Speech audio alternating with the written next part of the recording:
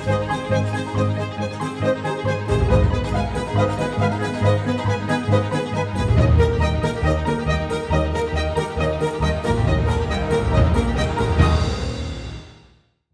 delegates. It is our pleasure to invite you into our home to unlearn, unlock, and unleash with us. We are looking forward to getting to know you in step one of our journey. Thank you for sharing your time and talent. Let's rock. Hello, and welcome to this Humanity Design Summit. I'm Peter Hirschberg from Maker City in San Francisco, and I want to thank all of you, a remarkable interdisciplinary team, for coming together for 3 days, a very compressed 2 hours a day each day, to apply all of our diverse talents and approaches to how we might imagine and propose new projects and forms that will create more healthier, resilient, and flourishing cities. I also want to thank Taizo-Son and Mistletoe for convening this group in such an experiment. The plan here is to use our time to imagine and propose ideas that we can actually deploy and get funded in the next couple of years. New kinds of ideas that would not happen if we weren't reaching across boundaries and silos, across geographies and disciplines, and not connecting new technologies and approaches together to try something new. A little bit more about how Mistletoe is going to be leading us and helping to fund those efforts in a moment. And this is a very interdisciplinary moment. I don't think any of us have lived in a time when we realized that so much change was about to happen, or so fast, or that we needed to make changes so quickly. Look, we already lived in a time of accelerating technology and exponentialism, and then COVID strikes, and all at once, our cities hit a crisis and seek to recover at the same time. That gives us a global sense that the future has been accelerated, and that urgently, the present moment is when we have to go to work on new forms of capitalism, new forms of meaning, how we actually resolve all of this in our economy. So it's a time of enormous consequence. Now, if we do this well, we can code for flourishing. And if not, we might have wasted a very important liminal moment when all of our governments and cities are kind of willing to try something new. So the next 3 days are going to be about opening up to new approaches. And this is quite an amazing group to do it. As you'll find when you break into cohorts, you are game developers and city developers, architects, urban planners, neuroscientists, and economists. As academics, you hail from 4 continents, and you design everything from health systems to Burning Man, which some of you design. And all of this comes at a time when the very notion of how we plan cities is undergoing change. The last decade has really given us a wealth of smart cities, of sensors, of technologies that can make things incredibly efficient, and many of these have been designed top-down between cities and between mayors. Suddenly now we have the machine intelligence, the structures, and the new ideas of behavioral economics and approaches to wellness and fluid forms of perhaps even zoning or mechanisms of local economic resilience. If we can bring these disciplines together, we can try something new. Now, our host, Mistletoe, has been pioneering some new ideas in collaboration with Singapore, hence the name of AudaCities, a component of this conference, Alternative Universal Design for Cities. Cities are coding for resilience and the need to adapt.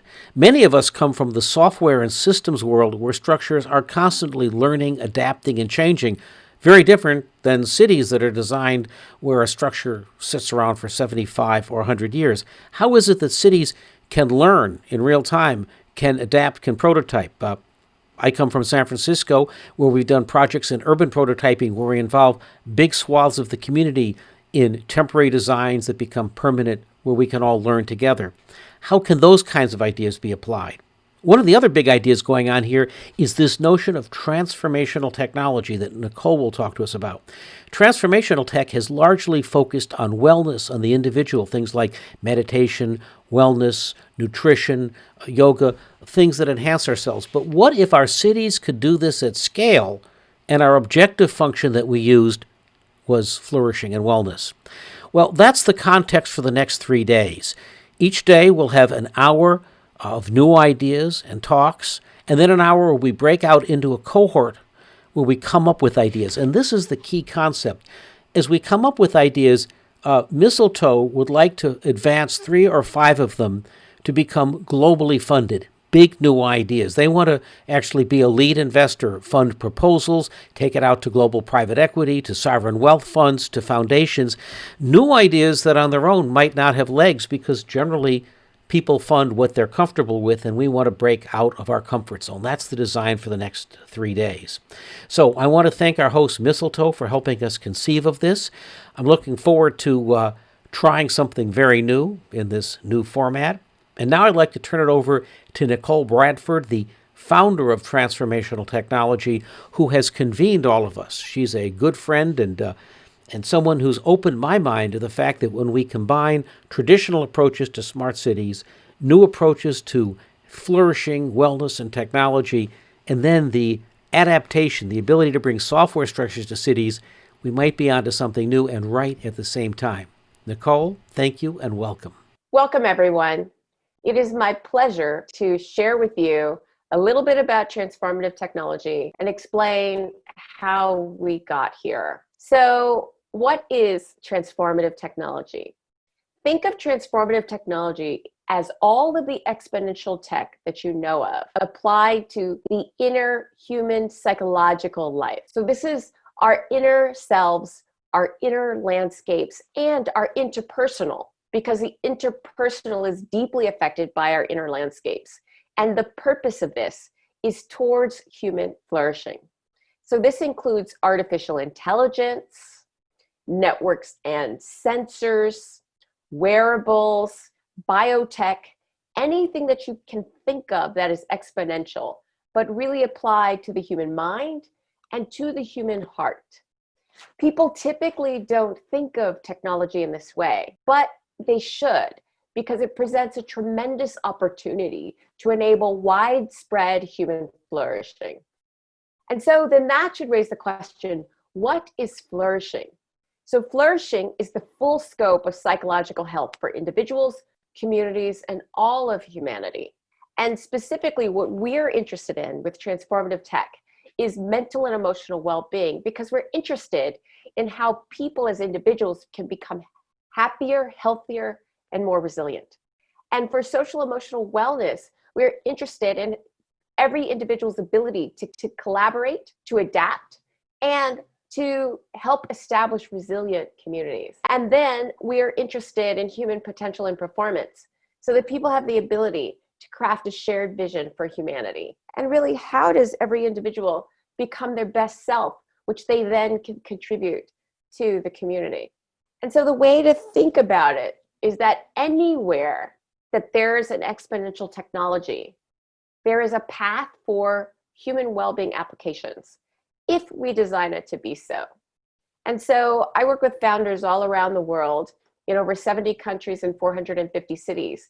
And so there are people making applications under mental and emotional well-being to really help with mental fitness and health, to help reduce stress and anxiety, to help increase happiness, to help increase the ability to sleep, to help increase resilience. And then I see founders often who are using technology to support social and emotional wellness, which we see when you increase self-awareness, when you increase self-regulation, that allows me to work better with you and to connect more deeply to you and to increase emotional intelligence. And then under human purpose, potential, and performance, we see founders who are developing technologies to increase neural wellness, to increase cognition, to increase the ability to emotionally connect. And even there's people who are working on group flow. And I can tell you, in everything that you see on this slide, I have seen either the product, the technology, the science, or the research to say that we can use exponential technologies to support humanity in these areas. And so now if you turn your mind to the smart city, for the most part, the technologies that you've seen focus on climate control, processes, security. It's really all about the sort of like the details. But what about the people and their hopes and their dreams and their possibilities, their inner landscapes? What about that? And so this entire event is really about the question of what if the city itself became the ultimate transformative tech, that it became the ultimate platform for growth and well-being, where just living in the city itself supported you directly to become your best self. And so you have to be wondering at this point, how did we get here? Well, it kind of started a little bit like this. In talking to colleagues of mine and friends who are working in smart city tech, I noticed that they were using light, sound, temperature, green views through generative design and behavior tracking to really understand how best to manage buildings and then also to manage cities. And I asked, well, what kind of technology are you using to do that? And it turns out that they were using AI, networks and sensors, behavior tracking, cognitive load, computer vision, basically the same things that we were using for transformative tech. And it became sort of clear that there was an opportunity to merge the two. There was an opportunity to actually use the city, to use the building itself as a transformative technology. So then that led me to, what would we measure? What would we accomplish? Because the thing about technology is that it has to know what it's directed towards. It has to know what it's measuring to know if it's been successful. So that obviously led me to ask the question, well, where are we?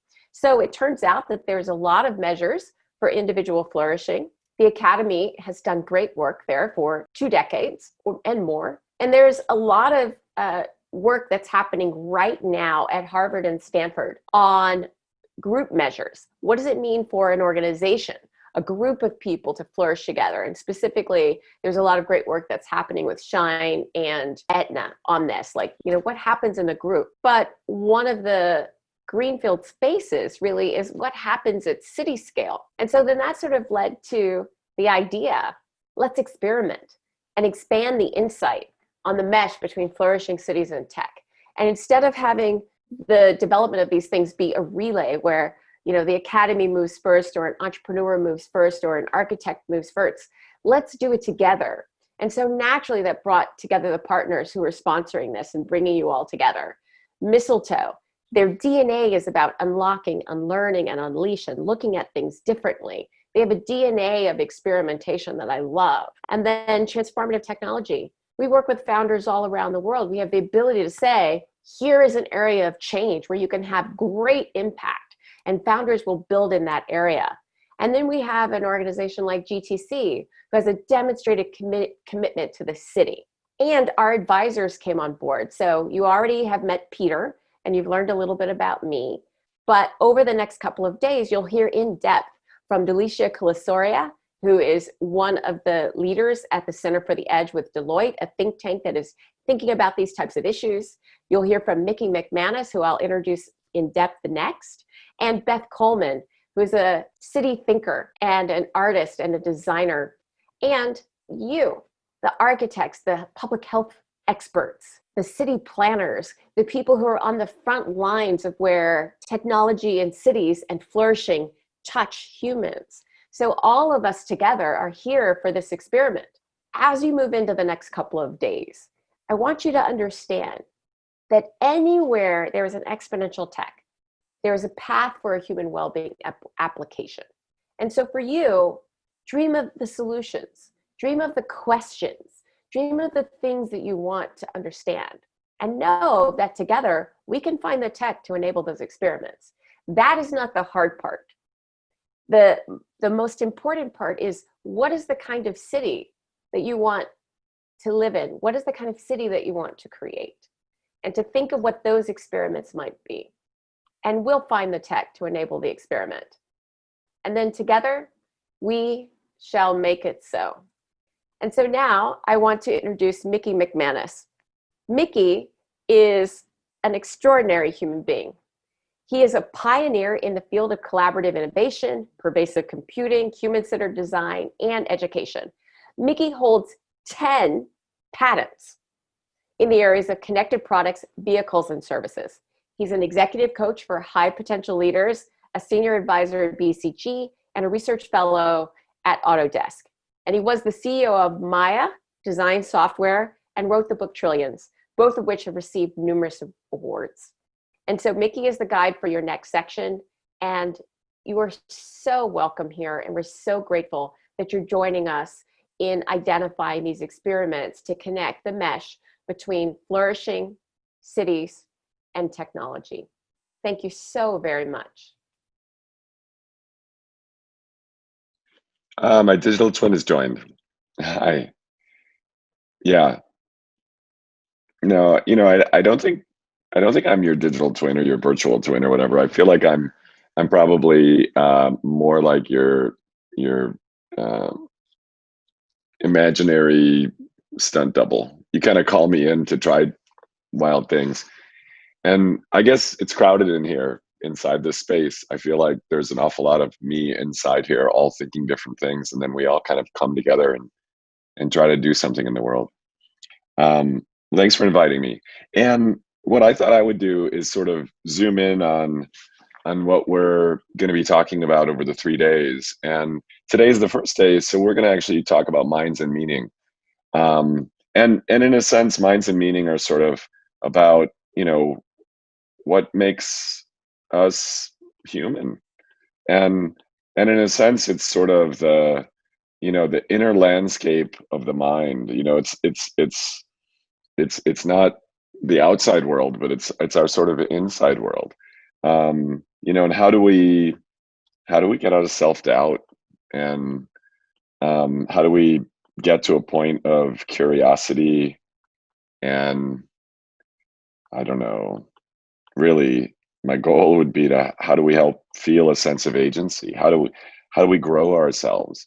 And our speakers are going to talk a little bit about the intersection of minds and meaning, and science and art, and a little bit about minds don't happen in a vacuum. We actually live in a place, and we find potential through time, over time, or we feel lonely and we feel demoralized over time. Sometimes we get kicked down and we can't get back up. So they're going to be each talking today about sort of the intersection of these things.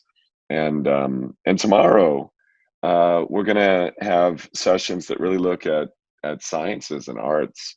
I think a lot about how science is sort of like the experimental method. It's that little beaker that we have a hypothesis, and then we turn it on and we try to figure out some way to compress all of our observations and discoveries about phenomena in the universe, and turn it into something that gives us predictability. E equals mc squared is a pretty amazing compression that Einstein came up with, 3 letters, a number, but it helped us develop atomic energy. It helped us understand space and time. And it was an incredible way for us to use science to try to predict a little bit about what the future brings. I kind of feel like the other end of that spectrum, though, if science is about the kind of compressible, art, I think of as almost, it's really, how does an artist individually explore the future? How do they look at this sort of uncompressible of human existence? Um, it's not supposed to be about shorthand or cliff notes.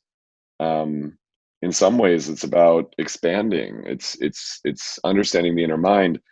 How do I think about you, and then how do you think about somebody else? That might be the best thing to do, would be to sort of read a book about it, a novel or something like that. And that's a scientific investigation. So is painting, so is music, so is all these things that artists are really exploring their own agenda through reacting to the world around them in the moment. And they're sort of helping us push the boundaries of what we know. They're the ones that are the explorers that kind of go to the very edge and they keep going. And so we really want to see how we can embrace both the science side of things, the compressible, but also the uncompressible, the ineffable in some ways. And I think of places and potential as kind of, whether it's our house, whether it's our family, whether it's our street corner, or whether it's our city, or our community. Each one of those is sort of a nested containment, a recursion up and down. But it's the place that things happen. Our minds aren't in a jar. Our minds are like engaging with others. We're shaped by other people. And it also seems to happen not only space, but I think over time. We sometimes feel this sort of infinite happiness, and then we feel really demoralized sadness, like we can't get any lower. And how do we go through over time, find a safe psychological space to kind of stretch ourselves to almost over time kind of go through the hero's journey, go down into the dumps, the hero's journey, or it's called man or woman in a hole. We get into a hole, but ultimately friends and family and other people help us get back out again. And we're a little better for it at the end, so how do we find that place for experimentation for ourselves and what we could be? And how do we have lifelong learning to explore that? So ultimately, our goal would be minds and meaning the first day, science and art the second day, and sort of brainstorm a little bit during the open sessions, and then really pull it together into pilots and prototypes and experiments that we can try out in place, in potential, to shift really from the old way of thinking about cities to cities that thrive and help us prepare for the unknown, the volatility and uncertainty of the future. I think that's kind of the point of a city, is to help us prepare for the unknown and be able to strive and thrive. Can we keep it moving? Yeah, I know I go on for too long. Well, let's get rolling. Okay, our first speaker is Ting Jiang. She's a behavioral scientist and a researcher at Duke's Center for Advanced Hindsight. And she'll be sharing a little bit about what she thinks is a sort of dark age of mind and meaning. And how do we get out of it? How do we enter the Enlightenment era of mind and meaning? So let's join Ting now. Thank you for having me here. So I work at Data Release Lab at Duke University, and our center's name is called Center for Advanced Hindsight. It's actually an actual nudge, keeping us aware of how we don't know things in foresight and we only know it in hindsight or post-rationalize things. I love that name. So yeah, share with us a little bit about the research you've been doing and what you've been working on. What is top of mind and what are you excited about? I am fascinated by how much we fail in promoting well-being. Wow. So if we look at the stats of mental health, depression, loneliness, stress, anxiety, stats of physical health, increasingly so many more people die and suffer from heart disease, cancer, diabetes. And during the lockdown time, I cannot help pondering about the question, are we really in a crisis of mind and meaning? And what is the problem really with our current approach that fails to make a real difference? Is it a problem of speed or actually direction? So our center's mission is to promote well-being, to help people be happier, be healthier. And what we need is not necessarily a tweak anymore. It might be a revolution in the approach. And I dare to provoke you that I believe, or I'm inviting you to answer this question with me. Are we in the dark ages of mind and meaning? So what's happening in the Middle Ages, in the Dark Ages, is that absence of science, absence of culture. And while we are championing in sciences like medical science and material science and rocket science, are we doing as well in human-related sciences? Not just in having, those disciplines and having those insights, but in applying them to our actual life, to real life.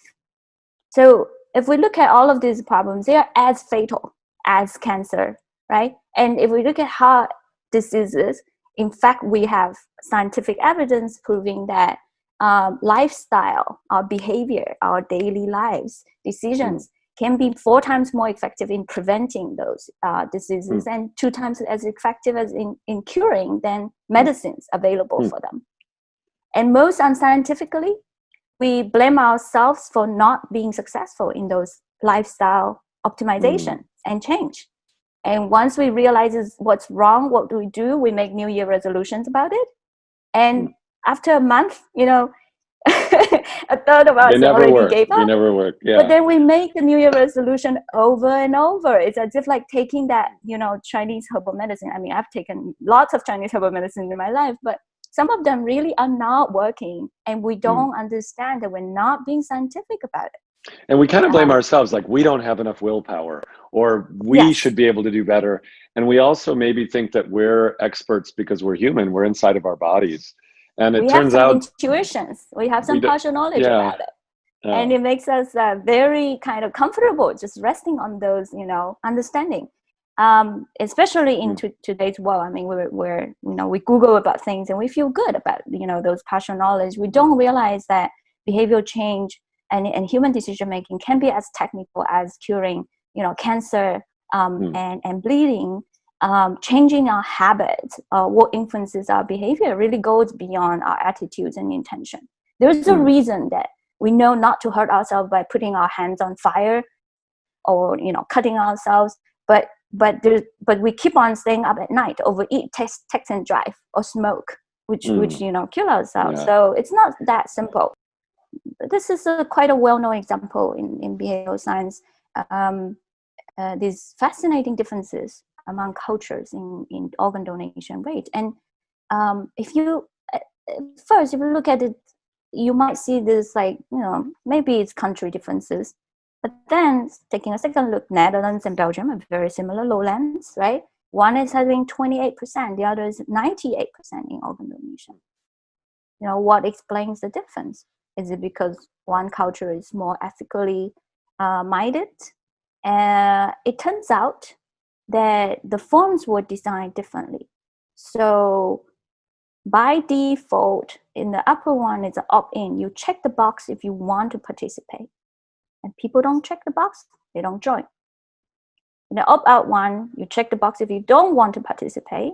If you don't check the box, you don't, you join. So the default is actually what people go with. And it drives these drastic differences. And when we ask them, why did you become an organ donor or not, nobody says, oh, it was the form and I just don't like to check boxes. And, it was the easiest thing to go with, just the status quo, that I was autopiloting. I didn't think too much about it. They would make up beautiful reasons, like, if I'm Anne, I care about saving people's lives. Or if I'm not, what if the doctors cares about saving 6 people using all of my organs instead of, really trying to save me. So this attribution to our intention and attitudes and not realizing how our environment has influenced us when we are in an autopiloting mode and how often we are in the autopiloting mode. So really, I think the idea about choice architecture and how our external world has failed to take into account all the scientific insights that we know about human decision, and we've missed out tons of opportunities to help with our well-being, and partly the reasons why we are not making much progress, because we have been trying to put all the pressure, and people are already stressed out enough, and now thinking that we are the problems. And so I think we need to really take a drastically different approach and get more scientific about this. In fact, I want to give you one example. So this was in China. There was a new district, and we know how difficult it is for people to get enough exercise. In the US, you have barely 20% who meets the requirement of enough exercise portion in a daily life. So we created this design of this biking, this collective biking, and it's gamified. And the more people bike on it, the louder is the music, and the higher is the fountain. And this kind of architectural tweaks were nothing the architects were thinking of. But once we explain that there's a scientific backing of effectiveness, they all embrace it, and they know where to put them, right? How to make best use of them, and so that is the more scientific approach to external environmental design. Likewise, towards our internal world, we also need to upgrade our habits and our automatic responses. And so far, we are acting myopically in many occasions. We are drawn by immediate rewards instead of the long-term values that really matter to us. And in some way we can go around it by, gamify things and creating this like substitution of rewards that get us to do the right behavior. But on the other hand, you do need the human intelligence to truly understand what matters to us, to know what kind of tools or external methods to interact with. You still need that sort of deep understanding and the behavioral uptake. The fact that I realized that when I had a fight with my husband, it was not because we really needed that fight or we really meant everything. That was already a level of sophistication to even, put up post-it to say, hey, don't have a serious discussion when you don't sleep enough. And that's a kind of interventions that would come from the self, so that there's no resistance to these effective interventions. So the mindset really also need to be trained, but not, by preaching, because that's not going to work, right? So what are the ones that methods out there that have been most successful? Games, in engaging people and getting them to repeat and practice and learn from it, using, experiential kind of learnings instead of boring information that just, go off the mind, once that information session is over. So the simulated and even more fascinatingly personalized way of discovery. They have their own narratives going about it. They take their own speed. There's so much autonomy. They can feel proud of that process. They own that process. It lasts. It goes into that, more automatic system and memory for those lessons learned. So this is the other part.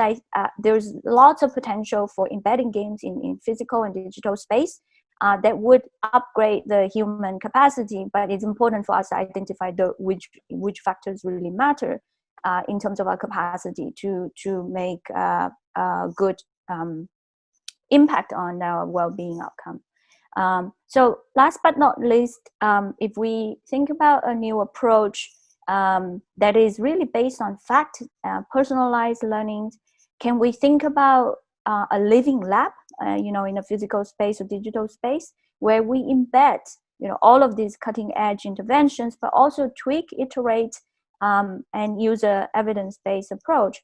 And two simple rules of thumb or principles to take with is, what is a scientific diagnosis is not just based on intuition. If you think about a workplace, if we would intuitively think about it, we think about bonuses and training and all of those that we are feeling comfortable with. We might have witnessed, we might have personal data that it worked in the past. And it turns out that if you look at the scientific evidence and data, it might look drastically different than what you intuitively think. In this particular data set created by BE Works during the COVID-19, you see the tool identifies trust to be the number one differentiator of less productive and more productive employees, and that people are also still very productive without all of these offices and working from home, and that trust really matters. Now, would we have ever thought about that? How would we actually design a workplace that has most trust? Why is it the first time that we ever discussed about it? And in fact, this makes a lot of business case, even though in the past it has been rather intangible. So then, as and behavioral scientists collected all of this data and actually really invested in a fund that consists of psychological behavioral factors that together perform 12% better than the S&P 500 indexes. And the factors taken into account, it's not intuitive. If you think about these four factors, which ones are the better performing ones? It's not special recognition and training. It's clear expectations and honest mistakes valued. And that comes from the data. So I think I'm excited about all of the disciplines coming together and take a very holistic approach. COVID-19 really helps us not to be tied to the old normals and have this courage to take a new lens at where we are, what really matters, and that we can maybe with that change, with everything turning upside down, acknowledge you know, what, you know, what we can do and what we have not done that we could have done to really get out of the dark ages and enter a new age of human flourishing. And we need to realize that this is both an opportunity, but also where we are far we've got a long way to go.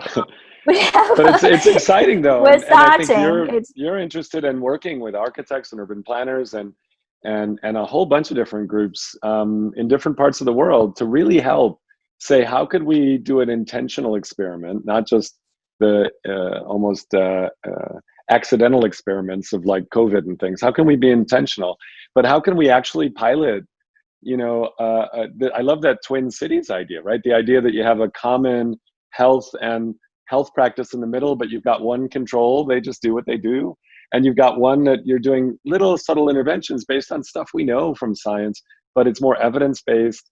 And let's actually do that and treat, you know, cities as a living laboratory, but help, don't turn people into lab rats. I think it's actually let people be the experimenters, but let them build on best practices that you're already learning. And in some ways it feels like the soft sciences that, you know, a lot of people dismiss as soft science are the hardest sciences of all, because they're so intangible. It's it's meaning and the mind, and we all think we're experts, then we fall for some other fallacy, you know.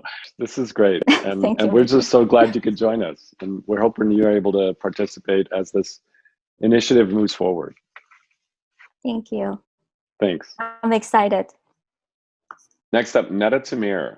So she's my boss. I'm her intern, and we've been working together for a few years. She's a PhD candidate at Cornell. Her undergrad was in cognitive psychology, and she's now focusing on human-computer interaction, and particularly how machines might help humans build their cognitive capacity and actually just kind of have quantified self for the space between our ears, you know, and our maybe build regenerative cognitive capacity. So please welcome Neta Tamir. Hi, Mickey. Hi, everyone. Thank you for having me. So I'm Neta. I'm a PhD student at Cornell University. And for the past 2 years, I've been working with Mickey on some really cool and fun stuff. And we're going to share with you some small bits of it. We hope you're going to like it. So we were very interested in understanding the role that cognition plays in our life, and more specifically in our decision-making process. And in order to understand better the context of that, we decided to create an information architecture model for that kind of process. So as human beings, we usually have goals, may them be small or big, but that's what drives us throughout our days. And in order to achieve those goals, we decide on certain activities and actions to take. But those activities are very much affected by many factors that are constantly playing a role. It can be our identity and the history, our past experiences, the current state we're at right now. We might be a bit depressed, you know, going through what we're going right now is very difficult and taxing on our mood. So that might have big effect on our actions, the preferences and our needs. But also we have the context itself, right? Right now, for example, I'm sitting on a rooftop in Tel Aviv. There's cars that are honking, and there's a small, very cute baby that is playing here. So obviously, it affects my thinking right now, my cognition. But we also have the time of day, the when. It can be in the morning or in the afternoon. If you're a morning person, there are certain things you should do in the morning and not wait till the evening.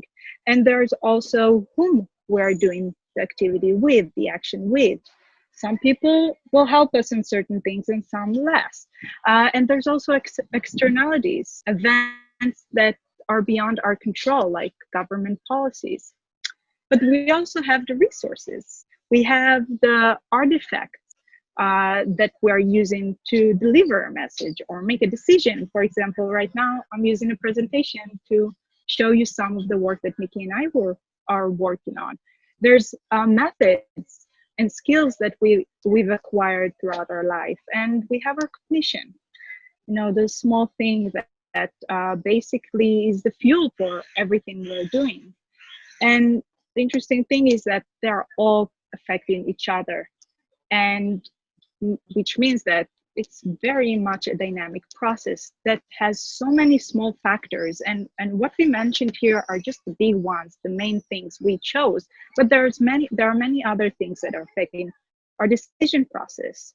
And remember, we started with saying that we're very much interested in the role that cognition plays in all of that. So let's first explain really quickly what cognitive capacity is. So cognitive capacity is the amount of information we are able to process in a certain time, and it's finite. So we can look at it as 100%. It's like a gas tank. And when we say cognitive load, we mean the amount of information we are processing at a certain moment for a specific task. And that's a very subjective thing. And the interesting thing is that for the past 50,000 years, at least, our cognitive capacity hasn't changed at all. However, back then, we only needed to worry about shelter, safety, and making sure we have enough food to eat. In modern times, we started to practice hobbies and more complicated jobs. And today, we have all those technologies around us that constantly fight for our attention, which causes a cognitive overload. So it's no surprise that most of us experiencing burnout, right? We end the day feeling so exhausted, we barely have energy to go out with friends at the end of the workday. And it didn't used to be like that, and it shouldn't be like that. Now, before you get all depressed about that, we do believe we can do something about it. What if we could have a juice meter, a meter that will help us track and manage our cognitive resources better? You can think of it as a cognitive dashboard that will walk us through the day. So if we're looking at a very regular office workday, you can see that around 10-ish, there's a prep meeting. I think it's Mickey's schedule, by the way. So Mickey has a very important meeting here, and you can see that it's very taxing on his cognitive load. And you can see he's around 78%. But then around 1-ish, he's taking a lunch break, and he can chill a bit. It's more relaxing. However, his cognitive reserve has dropped down to 60 by that point. But then he has this one-on-one meeting. At the end of the day, around 5, he's already at 32% of his fuel tank, and he needs to make very important decisions. And that might be a problem. There's a study that coined the term decision fatigue. There was a study that was conducted with judges on deciding on parole. The study showed that at the beginning of the day, the judges were much more understanding and compassionate and tended to give a lot more paroles. But as the day progressed, they became less understanding. And then when they took a break, they came back and they again they were understanding and more compassionate. But there's also a good side to things. There's also activities we can do that will help us regenerate our cognition, like hobbies or just doing something different. Like the judges, they took a break, it regenerated them. They were more freshened up and back to their game. But we can also, we also know that sports plays a crucial part in regenerating our cognition and a good night's sleep.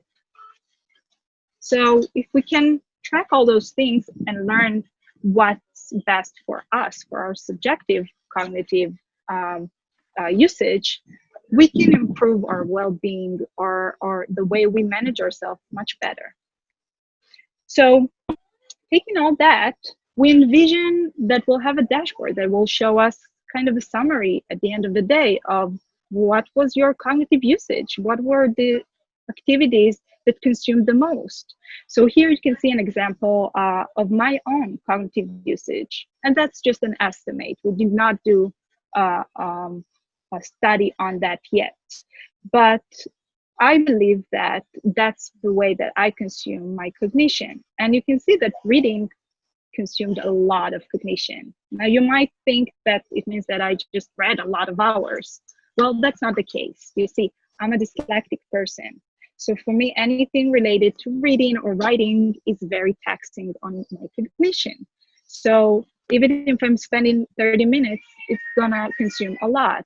And I learned that for me, it's best if I start the day doing the reading and writing and leave the remainder of the day for things that are much more easier for me and less taxing on my cognition. So you can, with time, as we gather more data, we can learn about the activities we're doing and kind of manage the time of day we're going to do it, how much time, with whom. So remember, I talked about the fact that I'm dyslexic. For thinking about the potential it holds for working in groups, then the fact, for example, that I just had to read this morning a bunch of stuff because I'm doing a PhD and I spend most of my time reading stuff, you can see that I'm already depleted at the end of the day. However, Mickey is not freshen up because for him, reading is it's like super early in the morning, right? Yeah, and I love reading. Like I fall into a book, and I was raised in a reading family, and I don't have dyslexia. I have other challenges, but I don't have a problem with that. In fact, maybe when we team up, I end up having the energy that you're lagging. I mean, it's later in the day for you. It's super early in the morning for me. So time of day matters. So this is kind of fun. How do we team up? And maybe the point in this is we don't want to necessarily look at yet another dashboard all the time. We want to kind of have a baseline, and then we wanted to fade in the background, but help us sort of build habits where we're actually working together with people that complement us, that give us sort of cognitive diversity and the ability to really get the best out of all of us.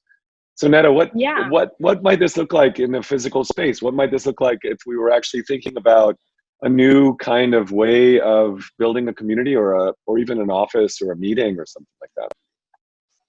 So, the basic thing is that if I'm very depleted and you are not, then if we're team up, we can do a good job on maybe a task that we must do right now.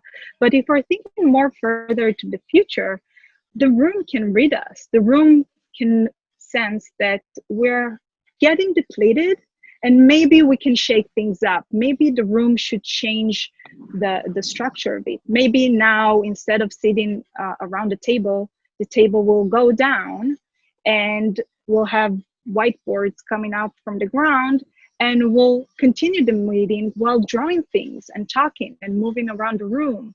Maybe the room can change the whole way it looks. Maybe it will look like now we're in the forest. A change of scenery. Or maybe it recommends to go walk in the real forest, right? Maybe it says this should be a walking meeting. And, I love this idea and this potential. I think ultimately we want the intelligence in the room, let's call it ambient intelligence. These days, if you go to an Amazon Go store, it's kind of a robot that you go inside of, right? Like when you go in, it's got cameras looking at it. It can dissect, did I buy one of these? Did I buy two of these? It's like robots we live within. How do we help them or have them not shape us in bad ways, but how do we have personal information nobody else knows about, but then help suggest better ways? So it could even say something like, don't even go into this meeting. Like you're burned out, like take a break, sleep, they'll be fine without you. Or what if it could say, wow, I've noticed Mickey talks all the time, and the person with really good ideas hasn't said one word. He's just hogging the conversation. So how do we have the room kind of encourage turn taking? Or just look at the artifacts. If you were drawing and I was drawing, are we drawing together? Or are we miscommunicating? Do we think we're talking about the same thing or not? So there are a lot of potentials here. Thank you so much for joining us. And I'm hoping we can just get back to doing the research and maybe do some interesting pilots with a whole bunch of other people. Thank you, Mickey. And I had a great teacher. So thank you. And thank you all. Stay safe. I had a great and, boss, so that's good. Hope you enjoy it. Okay. Bye-bye. Bye. Thank you. Next up, Itai Palti, and he'll take us through the looking glass to think about what a city could be if it becomes conscious. Itai, welcome. Thanks for coming. Thank you. Thanks for having me. So can you tell us just a little bit about yourselves and what you're doing at your lab and at your design studio? I'm really pretty fascinated by your sort of point of view on this. Thank you. Yeah, so I work at the intersection of architecture and neuroscience, and that has a few implications, both in culture change in the built environment. So how do we change the way we design? How do we change our relationship with space? And on a practical level, also, how do we create the methodologies and the proofs of concepts that there is a different way to design? We specifically use cognitive science, behavioral science, to inform our design process, but also to create a new type of relationship between person and space. So a new type of relationship, just real quick before we jump into your presentation. What would be a relationship you'd love to see between people and a space? Well, I think the way that we build currently is that we see a space or a place as an end product of a design process. And I find that problematic because really the relationship of person and space begins when it's, when there are people there using it, inhabiting the spaces. And therefore, the work that I do and we do at Hume and the Center for Conscious Design also tries to rethink this relationship, because we understand that it's the use of the space and the evolution of the space over time which has a really significant effect on people's health, well-being, productivity, all the things we want to talk about. And it's very strange that actually people involved in design leave these spaces. Isn't that weird? As they're on there. Right. So through the looking glass, I'm starting off with this idea that we are able to see the world in a different way to what we're used to seeing. And part of this is built out of our understanding of cognition in humans. In that, in the past, we as a scientific community thought that the brain was the kind of central engine that was not so connected to the rest of our body or the outside world and so on. Over time, we've understood that we can look at cognition much more fluidly. So think about the fact that you use your telephone to remember things, to speak to people. You might put your sunglasses on the door handle to remind yourself to go out. And we use buildings as our tools and also as a way to extend our intent. So think about how you look around your space. How did you position different things around your space? That's your intent having a manifestation on the space. And everywhere you look around you, including places that you don't control, are representations of someone's intent or groups of people's intent to shape an experience. And so this connection between mind, body, space, and the way that these things are fluid gives us a different way to look at and assess our relationship with place. What is this space around us? What does it mean? What is it trying to do? And we recognize that design is a decision-making process, meaning each of the points of decisions in that process is a hypothesis that we say we believe doing X will have Y effect, or probability that there is a Y effect. So I am saying, let's redefine architecture, and I've taken this famous saying, architecture is frozen music. I'm saying architecture is frozen intent. And through that looking glass, we can start understanding what spaces are and what design is, everywhere you look around it. So intent to welcome, intent to include people, for example, intent to keep out as well. The intent isn't always good. Intent to empower. So this is an example, personal example from my city, Tel Aviv. We have Rabin Square in Tel Aviv, which was designed within the brief with the intent to house over at least 40,000 protesters in front of City Hall. That's intent to empower democracy and intent to empower the voice of the people. Wow. The space is empty in the day-to-day, but it has to be empty for it to be able to house that volume of demonstration, large amount of people. Take Trafalgar Square as another example. The two fountains that you see on the left and right, they're huge fountains that take up a large amount of the floor space. They were installed there in 1840 something, 5 I think, to repress mass gatherings. So take up more space in your public square means less people can gather there. And so here is a hidden intent to repress. It's hidden within the beauty of a fountain, but the intent is something else.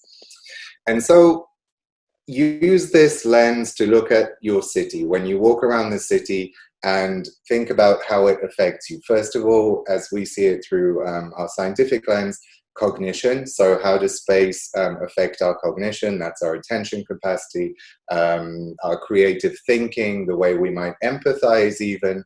And how does it affect our metacognition, where it relates to our identity, our sense of belonging, our knowing of ourselves within the city and within our context. And the city has the power to do all these things. Conscious Cities was based on the idea of the right to the city by Henry Lefebvre, and this is a really nice take by David Harvey on it, saying far more than the individual liberty to access urban resources, it is a right to change ourselves by changing the city. And I think this right is something that we need to ask whether we are exercising that right or whether we are being given the option to exercise our right. Whose intent are we living in? When you go into the street, is it your intent? Is it the intent of the community around you? Or is it the intent of a small number of people who are making decisions in perhaps somewhere divorced from your reality? I'm not going to say what my opinion is, but let's say there's a variety of these situations. Part 2, making the invisible visible. The power of science as it currently is with technology to allow us to understand what a space creates as part of an experience and measure it as well. So we look at spaces that we love and we go to.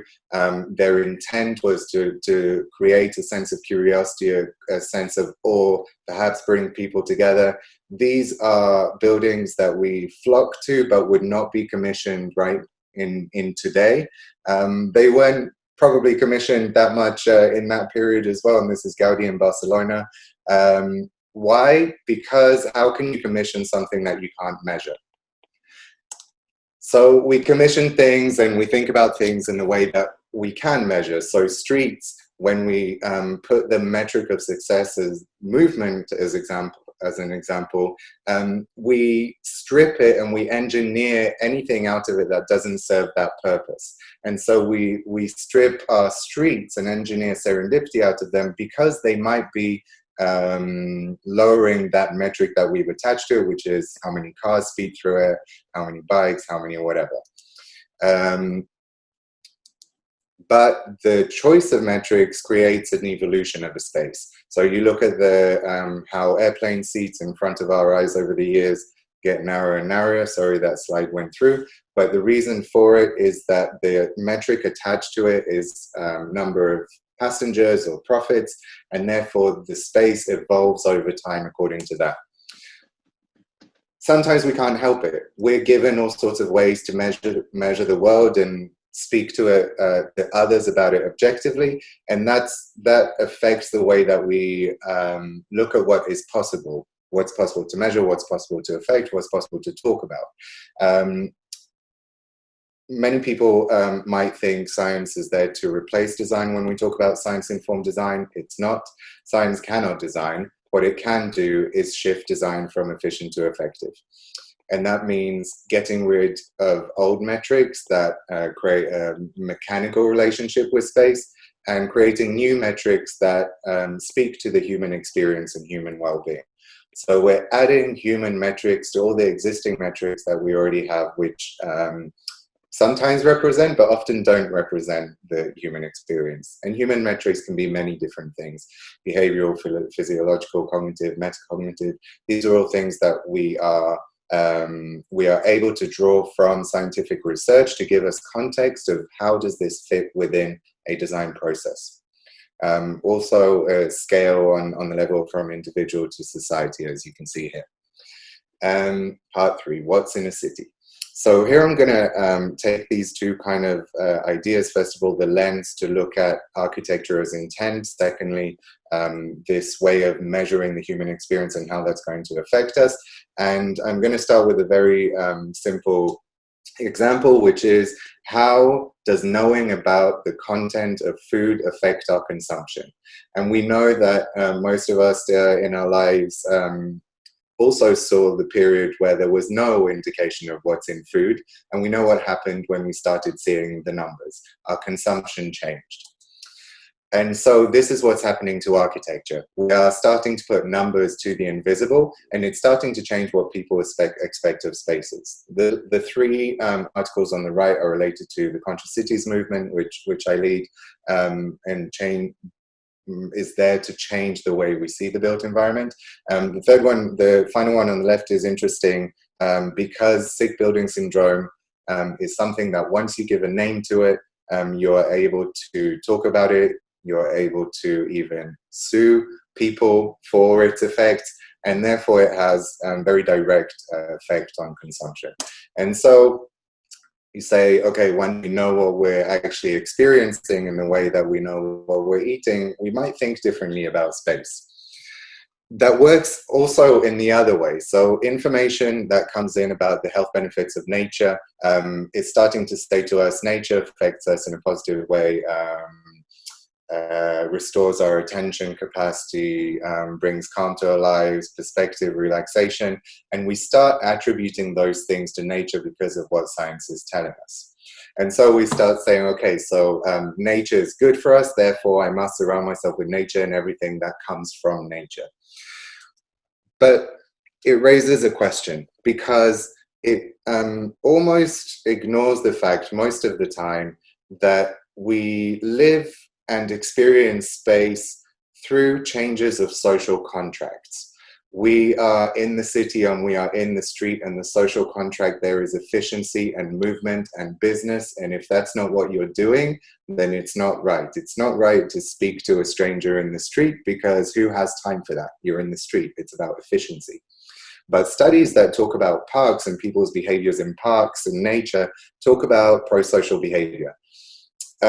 Attributing, in my opinion, pro-social behavior to greenery in itself, I'm not sure is completely robust, because it ignores this fact that there is a social contract of when you are in nature, you are enjoying yourself, you are relaxed, you speak to people, you are not working, and you are not taking part in this machine of efficiency that the streets are projecting. And so we look at this approach commodifies nature and says, you go to nature in the same way that you take medicine. Go to nature for X amount of time and you will get this benefit. These are just some dialogues between city and nature that I like. So I'm going to give an example of what it means to talk about the nature of nature and how we can embed it into our cities. This is an example in Tel Aviv. In this case, it's a park. The next example I'm going to give is almost devoid of nature. But what's interesting about this park is that, yes, it's green. We can call it nature in some ways, but it's actually the serendipity and the exploration and the events that are designed into the space that create the same law of nature. That means, for example, every day the fountain overflows, a small stream runs through the whole park and ends in a pond. So the kids love to go there at 5 p.m. every day and see this thing.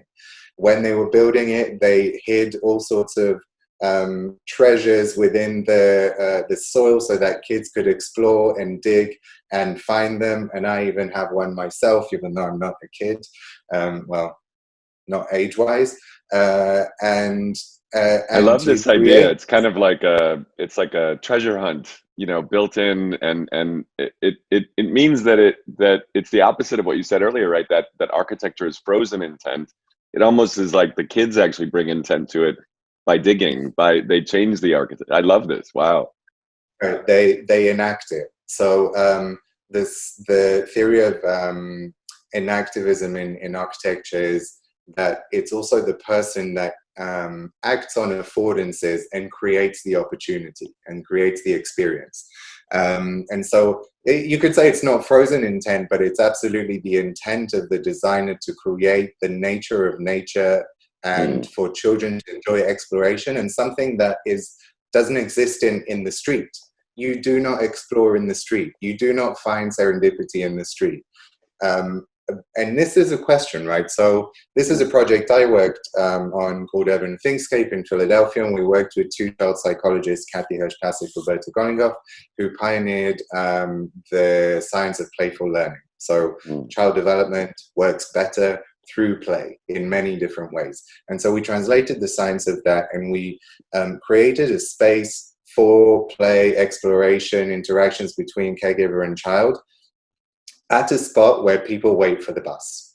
So we take places where a parent and child be sitting on their smartphones and not talking, and we give them the opportunity to use that time to interact and explore and so on. So here is something that, yes, there are plants in there, but the nature of nature here in terms of its serendipity, its playfulness, its exploration is there in design and part of the urban fabric.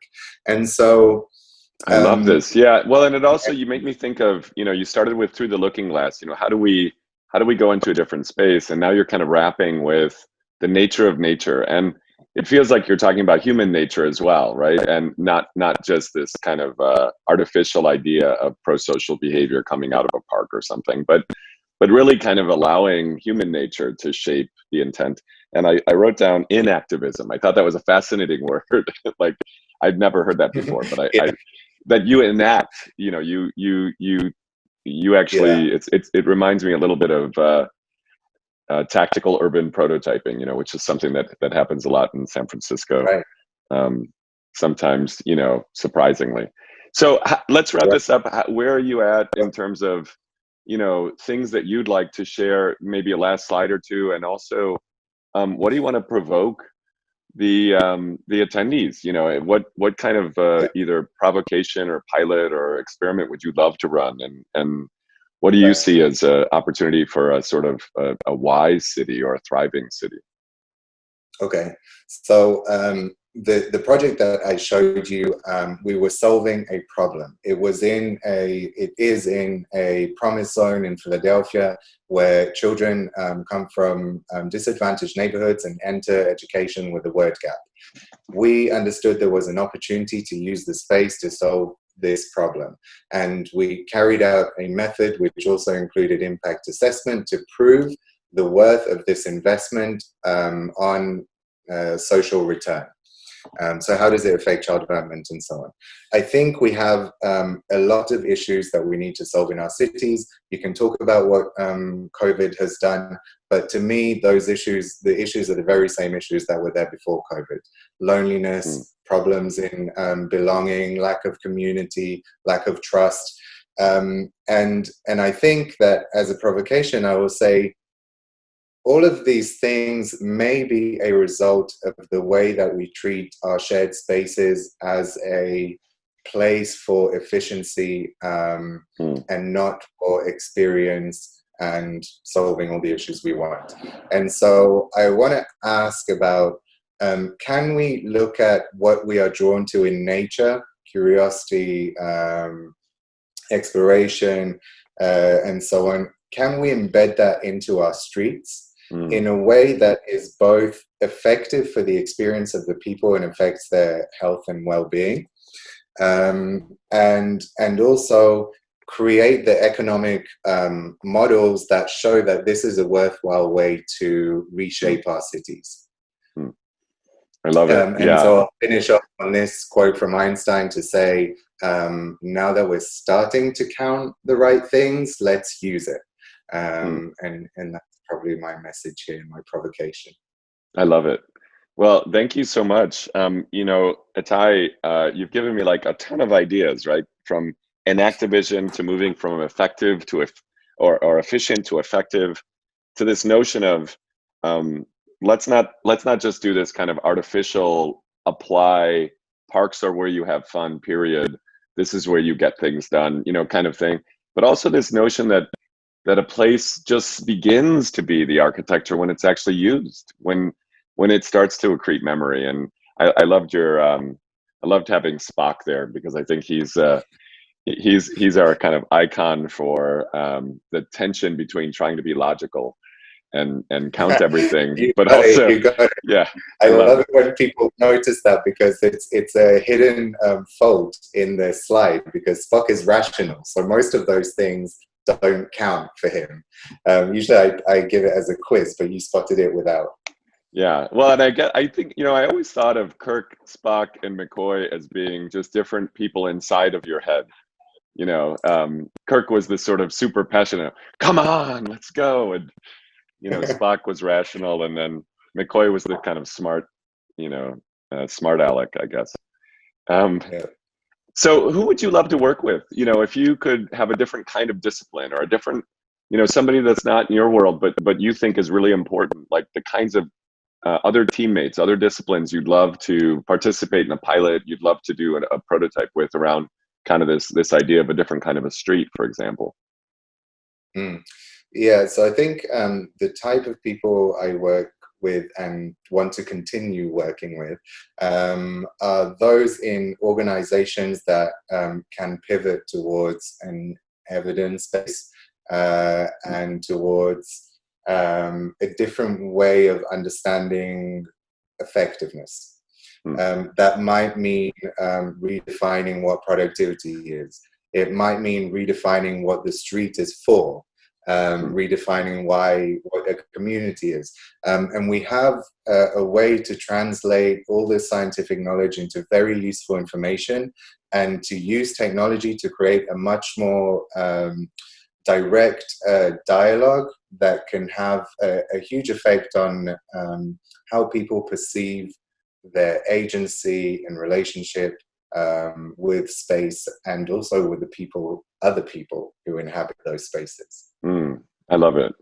Well, thank you so much, Itai, and I'm looking forward to kind of what people come up with and how this evolves. You know, this conference is just sort of step one of the dream that I think Nichol and Mistletoe and the organizations that are helping this are coming forward with. I'd love to see some actual prototyping come out of it. So I'm looking forward to see what people come up with.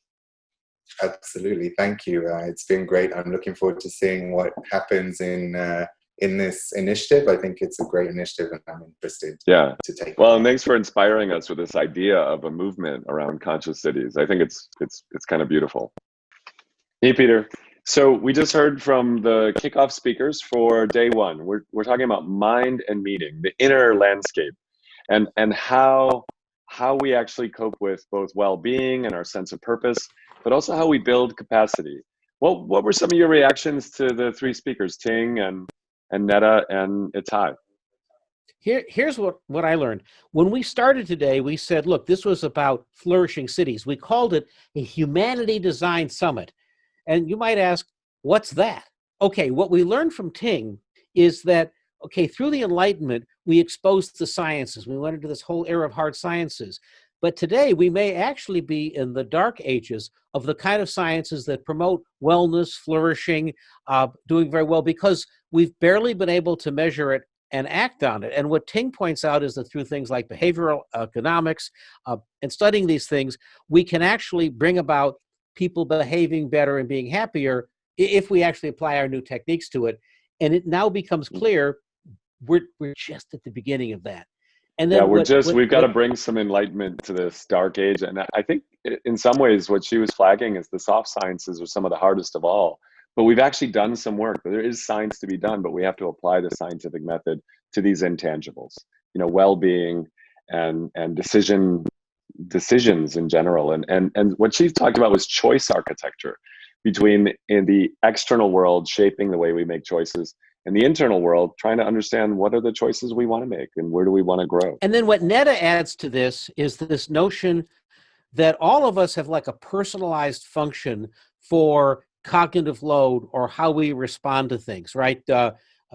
She's dyslexic and reads in the morning. You love to read anytime at night. It's not one size fits all. We understand about personalized medicine and stuff, but if we now understand this, we can operate it on a personal or micro level with, a quantified self or something, or the city can respond to all of us. So that suggests that we're beginning to measure this. And then, Itai puts on the table the fact that the objective function, what we're solving for example, in traffic, is it speed or is it flourishing or happiness? We can change the objective function. So that kind of suggests there's a science here to go to work on that maybe we didn't see before.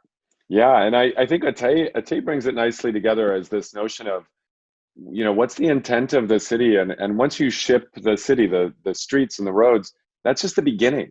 Right now, it actually starts to accrete knowledge and memory from the citizens. And so, how do we enable what he called enactivism, where people could enact their ideas of the city in the city? And so, it's kind of exciting. It's around the conscious city movement. So, those are the provocations. For the rest of the day today, you're going to be meeting each other. You're going to be brainstorming a bit. Try to think a little bit about how to pull in these insights that we've gotten from our first day speakers. Tomorrow, we're going to be really divergent, and we're going to ask you to just kind of expand on these ideas. And on Friday, we're going to really ask you to pull it together, converge on places and potential, and think about real pilots, bold pilots that we could do that would take some of the ideas that we hear each day and turn them into actionable prototypes, experiments, something where we can actually begin to build a city that helps us thrive and prepare for uncertainty. This is great. Mick, we'll see you back here tomorrow. We all have a lot to go work with, and at a time of consequence when there's a lot of work to do. So let's go off to our cohorts.